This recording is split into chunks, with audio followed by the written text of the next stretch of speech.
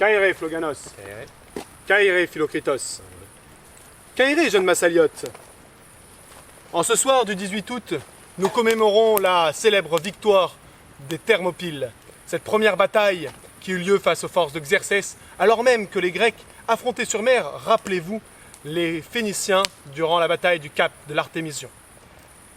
Xerxès, qui était arrivé quelques jours auparavant, avait d'abord fanfaronné face au faible nombre d'hommes qui semblaient lui être opposés.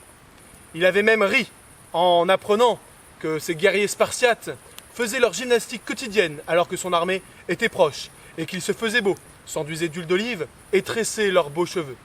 Ce qu'il ne savait pas, c'est que, en pareille circonstance, c'est là la coutume des Spartiates, de se préparer à la mort.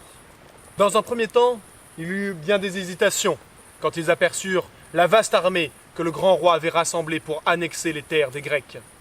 Cependant, grâce à la détermination du roi Léonidas, descendant d'Héraclès, ils décidèrent de maintenir leur position. Au départ, Xerxès chercha à parlementer. En effet, pourquoi sacrifier ces hommes dans cet étroit défilé, dans une position favorable aux Grecs, alors même que leur sort semblait scellé? Il tenta d'abord d'envoyer sa flotte pour contourner la position des Grecs, et puis surtout, il envoya quelques diplomates demandant aux Spartiates et à leurs alliés de déposer leurs armes. La réponse, légendaire s'il en est, du roi fut celle-ci. Si nous décidons un jour de vous servir, nous devrions mieux les garder, nous vous y serions plus utiles. Et dans le cas contraire, si nous devions vous affronter, nous préférons les avoir avec nous.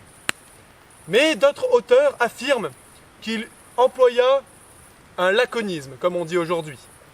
Et il répondit au roi des rois, « Molone l'abbé, viens les prendre. » Tout d'abord, le roi Xerxès hésita.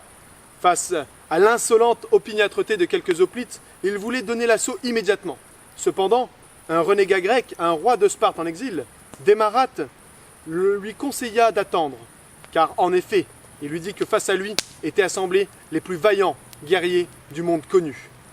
Xerxès préféra, en bon stratège, attendre que sa flotte contourne la position adverse.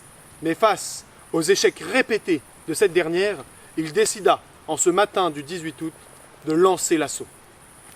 Les 5000 hoplites rassemblés autour de Léonidas, j'en exclus les 1000 Phocidiens qui gardaient la passe de contournement, décidèrent de sortir, non pas de défendre le mur phocédien, mais bien de marcher face à l'armée du grand roi. Bien alignés, en phalanges, serrés les uns à côté des autres, ils étaient largement assez nombreux pour combler la passe des Thermopyles. Ainsi, ils pouvaient économiser une partie de leur force, tandis que les premiers rangs partaient à la bataille. Xerxès constata que dans cet étroit défilé, il ne pouvait déployer l'ensemble de ses forces. Son écrasante supériorité numérique lui était ici d'aucune utilité. Il en fut réduit à envoyer ses troupes les unes après les autres. Les premières à arriver au corps à corps furent les Mèdes. Ces mêmes Mèdes qui avaient subi 10 ans auparavant de terribles pertes à la bataille de Marathon. C'est un peuple courageux, cousin des Perses, mais qui a pourtant, comme eux, l'habitude de se battre à cheval et à l'arc. Ici, dans cet étroit défilé, à pied avec des javelines plus courtes que les lances des hoplites grecs, ils furent défaits au corps à corps et payèrent un prix fort. D'ailleurs, Hérodote nous dit qu'à cet instant, Xerxès s'étonna de voir qu'il avait dans son armée beaucoup d'hommes, mais bien peu de guerriers. Je trouve à ce sujet que Hérodote est bien dur, car les Mèdes, ici, se sont battus courageusement et n'ont attendu que l'ordre de leur commandant pour se retirer du combat. Ce sont les Sas et les Siciens qui, à la suite, ont pris le relais et qui, durant toute l'après-midi, se sont battus face aux lignes d'hoplites grecs. Malgré ces vagues successives de guerriers, la phalange et le mur hoplitique ne céda point. Pire, elle réussit à avancer et à bousculer les lignes adverses. Xerxès, nous dit Hérodote, bondit par 3 fois de son siège, de peur que son armée ne cède et ne parte complètement en déroute et que les Grecs viennent jusqu'à lui pour le terrasser. C'est à cet instant qu'il décida d'envoyer Hydarnès, le chef de la troupe des Immortels.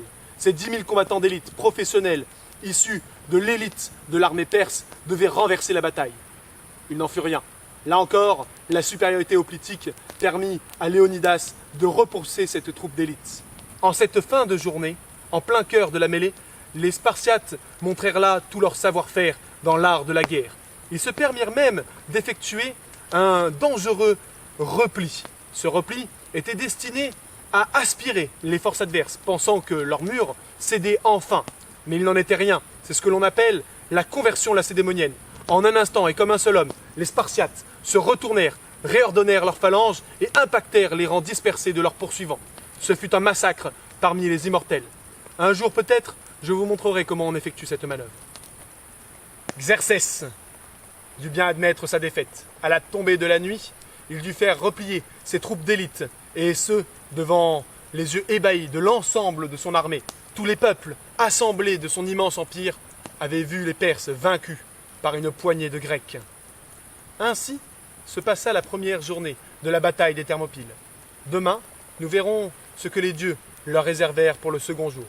En attendant, portez-vous bien.